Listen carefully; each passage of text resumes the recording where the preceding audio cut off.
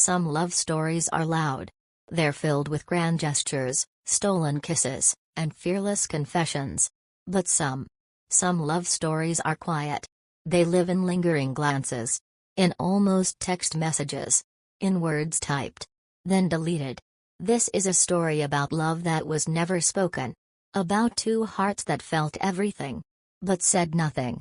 This is Unsaid Feelings. Ava first noticed Daniel on a random Tuesday afternoon. He wasn't trying to be noticed. He was sitting by the window, headphones on, flipping through pages like the world didn't exist.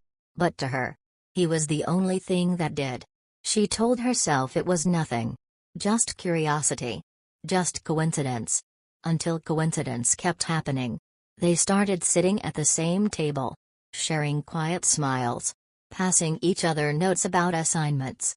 Then jokes. Then stories. And somewhere between, "Can I borrow your pen?" and "Did you eat today?" Something changed. But neither of them said it. They became inseparable. Late-night calls that lasted until 2 a.m. Conversations about childhood dreams. Fears. Broken parts of themselves they never showed anyone else. Daniel would look at her when she laughed. Like he was memorizing the sound. Ava would stare at his name on her phone before answering. Pretending her heart wasn't racing. Everyone thought they were together. But they weren't.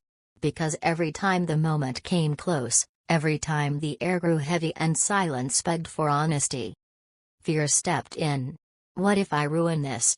What if I lose them?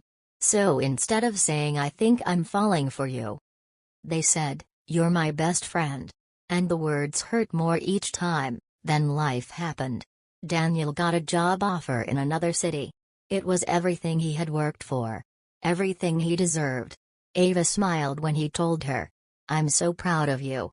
But that night, she cried into her pillow. He wanted to tell her not to let him go. She wanted to ask him to stay. Instead, they stood at the bus station. Hands almost touching. "Don't forget me," she joked. "Impossible," he replied.